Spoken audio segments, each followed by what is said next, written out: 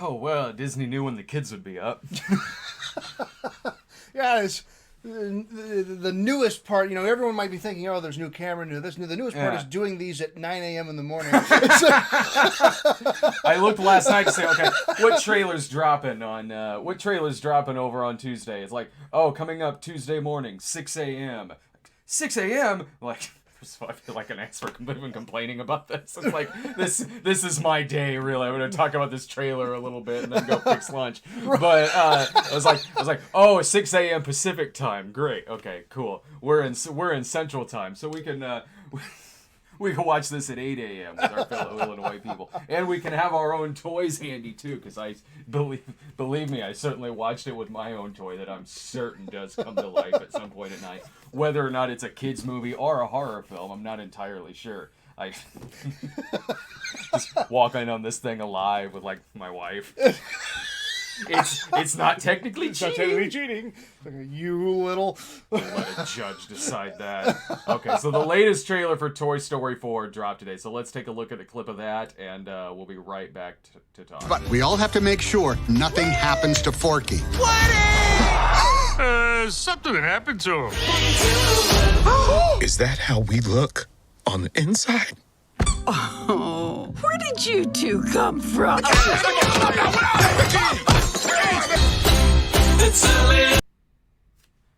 now this is a very good sign, because between Livin' Thing playing in this trailer and God Only Knows by the Beach Boys playing in the last trailer, at some point they're going to keep doing trailers and just go through the entire library of the Boogie Nights soundtrack. That's why they needed to make the fourth one, is because they needed to use all those songs. Oh no! So they bought them. They might as well use them. Once the next trailer comes around and Driver's Seat starts playing, and we have a murder-suicide scene with Woody, Buzz, and Bo Peep. Ooh, this got dark. Kinda. Okay, because let's go ahead and talk about this thing real quick. Right, yeah. Now, this is fantastic, because we figure, Pixar, it's gonna get sad, which I'm sure the movie will. Mm-hmm. It's gonna deal with very serious issues. For instance, like, well, I guess we now know what their guts look like. Well, I mean, yes. What's interesting about this movie is that it does sort of at least just from the trailer, get at least into the mythology, you could say, of this universe of like what makes something alive and what makes them dead, and then what makes them dead. This guy's friends, I guess. I don't know. Apparently they weren't very close, but from everything you've told me about this series, what happened right here is a murder. Is an exploitation film. Yeah, this living being has been ripped to shreds. and is clearly dead. It's not like, hey guys, I'm okay. No, it's dead. I hope he just screamed, choke on him, when the cat is just dragging his torso away. But anyway, let's go save the fork. No, I mean, you're right. Because what this is doing well is adding a little something extra to it, which is what happens when one of these things does come alive. Right. What happens? I mean, granted, the first one did that with Buzz Lightyear, thinking that he is the real Buzz Lightyear, whereas in this particular case, this toy named Forky is created, which shows okay, you could just create something, a toy of your own, and odds are it might, come to life when you're not looking, but less in the case of Buzz, where it was trying to, convincing him that he is a toy.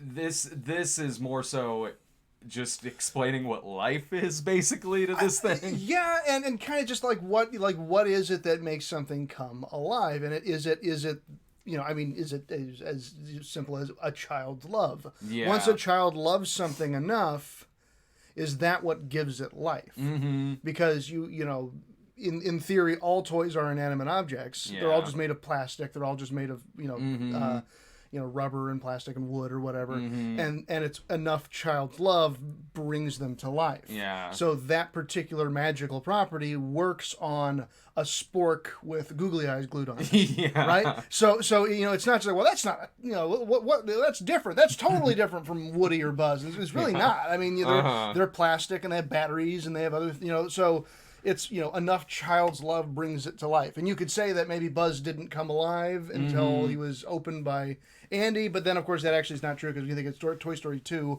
all the Buzzes were alive in the Toy Story. Yeah. So, like this is like a lore video. As we're trying to get into the deep dive into the lore of Toy Story, and like, wait, when do they come alive? Even bad Toy Story, or I'm sorry, even bad Pixar movies, you can do that with. Sure. Because you could talk for hours about this kind of thing with the Cars universe. Sure, right, yeah. Like, believe me, I have before when I reviewed those movies. Have you seen the ones, just to go to talk the Cars universe, where like there's the weird fan theory that there are people inside of them? Oh, I haven't heard that. Have you seen that one where like people have evolved to the point that they're like suspended inside the cars, and like, they're not really people anymore, but they, their vision goes to the windshield, and so it's their eyes, and then they have their hands to it's pretty messed up. It's some twisted stuff. I heard the theory where it, like, all of Pixar movies are in the same universe. Oh, sure, yeah, that's another big fan theory, yeah. The car, like, at this point, humans, for whatever reason, have gone extinct, but the cars are still around, and whatever mess they make is what causes the future in WALL-E. Like, I've heard that before. I'm like, sure, why not? I could go along with this. What's really funny about like crazy fan theories like that is usually the people at Pixar. I've sort of seen things where they're like, sure. I mean, because the thing is that these intricate theories of design and conspiracy, they're just trying to make movies, man. They're just they're just making movies, and somebody, hey, what about talking cars? Okay, fine.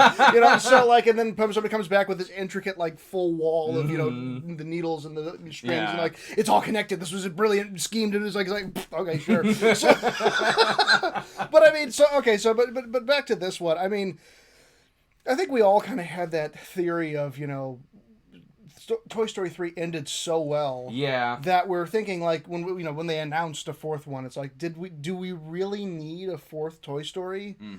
And I mean, we're still gonna watch it. Well, yeah, of course, and it's still probably going to be exceptional. Yeah, because they do. Toy Story is their flagship series. Well, again, I mean, there's so many killer toy movies out there right now that they really had to do this again, just to show you, like, Slappy the Dummy is in here at one point. Right? Yeah, and I mean, it's probably gonna be really funny, and it's gonna have some really good moments, and it's gonna be probably really, like you said, really heartwarming and touching, and have a really good message. So, am I looking forward to it? Absolutely. I am. I've loved all the Toy Story movies. Yeah. So I'm gonna see it. We're gonna see it anyway for our job. But I mean, I'm gonna be happy to be there. Unlike when I had to go see other things. Yeah, I mean, I think even a lot of people who are looking forward to this, I mean, at least the adults in the audience, are saying the same thing, which is like, it's pretty obvious that this is a cash grab. Yeah. Which, most sequels, good or bad. Sure. I mean, that's the case. It's just all about, like, you can have something be a cash grab and still put enough thought and screenwriting and ambition into it to make it a good movie. Yeah, to at least make it a good movie. And that'll probably be the case here, given that it is Pixar. It's going to be a well-made movie. It'll probably be a pretty funny movie. And it's, despite, laughing at whatever that plush toy was that got ripped in half like Cannibal Holocaust, like, it probably will have some pretty touching moments in it. I'm sure it will. I'm sure it will have some dramatic moments in it. But I mean, like, I am still sitting there thinking, like, well, unless this is the start of a new trilogy, because that I could see justifying it, where we had the original trilogy that bookended pretty well at the end of the third movie. Like, you did not need to continue with this and make, and even, some of the questions this is answering with Forky. I'm like, I would have been fine not knowing that. Like, I mean, just if it's wrapped up with a trilogy, fine. But if what they're doing with this is starting a new series of 3 movies that they are kind of connected with each other, that I could see working and making it worth it. It does. Sorry. Oops. Oh God! I just no. I didn't even mean to go back to that again. But it is doing. There we go. It is. That's just, my God, what do I look like on the inside? There's gonna be some creepy guy in the theater watching it like, Is this what happened after I put the toys in my ass? drops it into. Oh my God, now just drop it in the toy box. I leave the room and they're like, Anyway.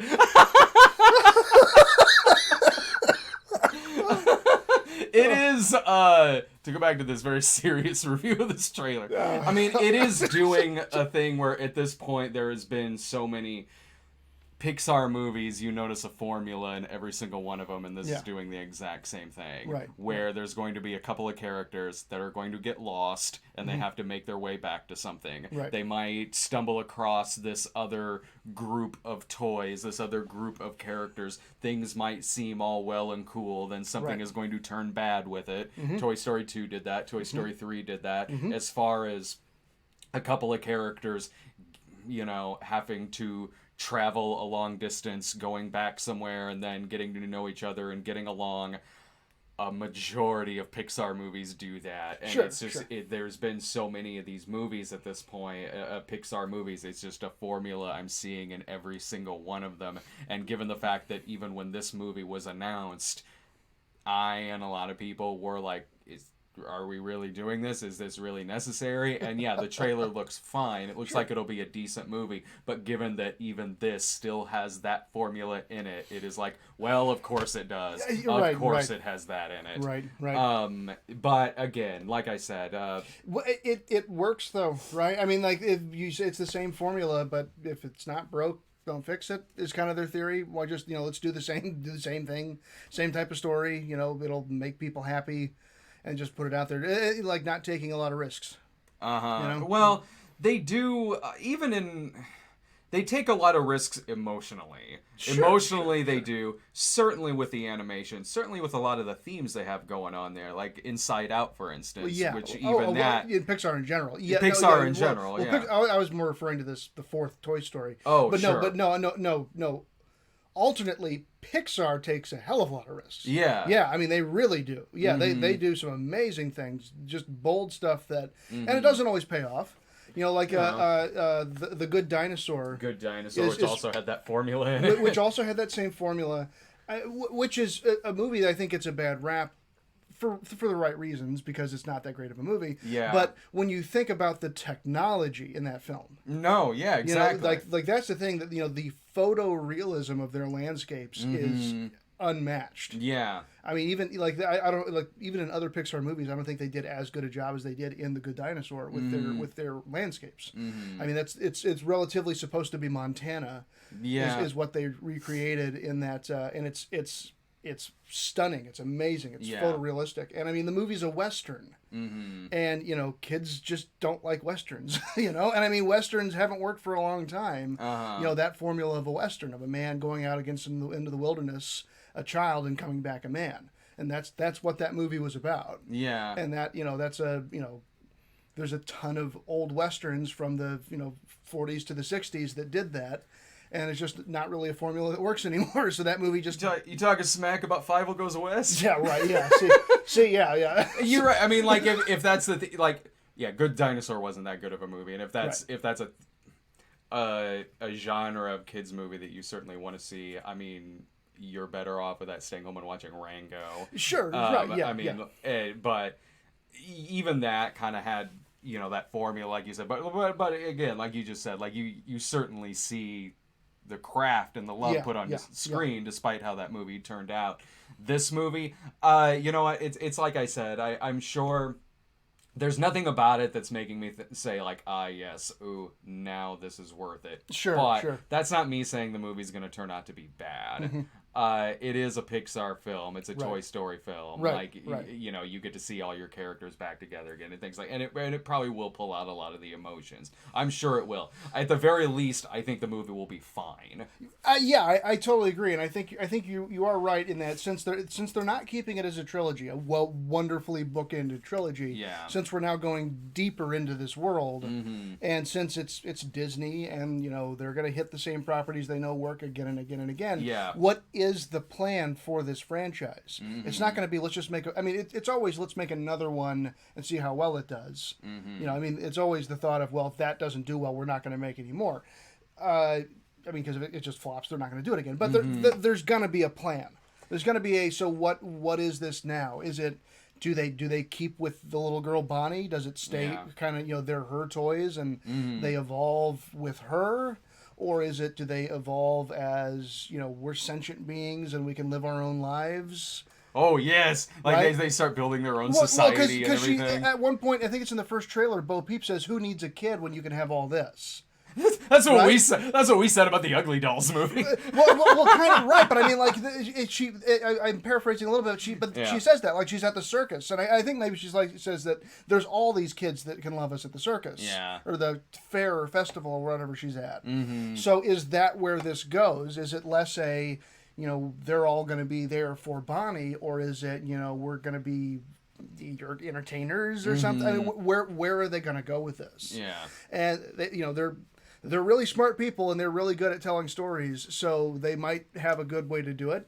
This we'll is see. guaranteed to make maybe $1 billion. Like, Oh, this sure. is guaranteed to make a lot of money. It's a safe movie. It's Sure, a safe absolutely, movie for them absolutely. to where they can take whatever is made off of this movie and then maybe do something else that would involve a number of risks. And Sure, I understand that line of thinking, especially after, I mean, that was a few years ago, but I mean, especially after Good Dinosaur didn't do very Right, well. that was it was a risk. It was a Yeah. risk they took, and I think again, technology-wise, it paid off, but Yeah. story-wise and financially, it didn't pay off. And then same thing with like a Wall-E or Up. You know, those are movies that you know where Cars is just printing money for them because of the toys. You know, little boys love cars. So Yeah. do little girls. I mean, little boys and little girls love cars. Those you can get you can collect thousands of them.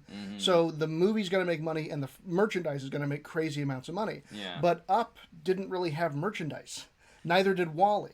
To the point of a movie like Cars Exactly, or Toy Story. Yeah. Exactly. Toy Story is literally about toys. Yeah, so, exactly. So you can take those risks on those movies. And like Wall-E's one of my favorite movies. So is I love Wall-E. Yeah. These are amazing movies, but you know, financially for the the company, those aren't the best movies for them always to make. So you're right. They do a Toy Story 4, they get $1 billion, and they can say, okay, now we can take a risk on something that's going to be a little bit weirder, a little bit outside the box. Yeah, I get that. I understand that. Even Inside Out, you know, had some merchandise, but not a ton.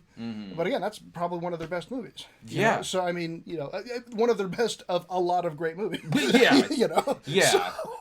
So yeah, Toy when we're Story talking 4, about a lot of the ones that didn't work, it's far few in between. Exactly. Yeah. Well, coming up, I'm going to pop up our subscription logo here in a minute. This weekend, we've got, speaking of Disney, we got Aladdin this Friday. So we'll be reviewing Aladdin and Brightburn this Friday. But until then, check out the Cinema Snob episode that was posted yesterday evening on Battlefield Earth, and also shoot us a subscription at youtube.com/stonedgremlin productions. Also follow us on Twitter at the Cinema Snob, and we'll see you this Friday.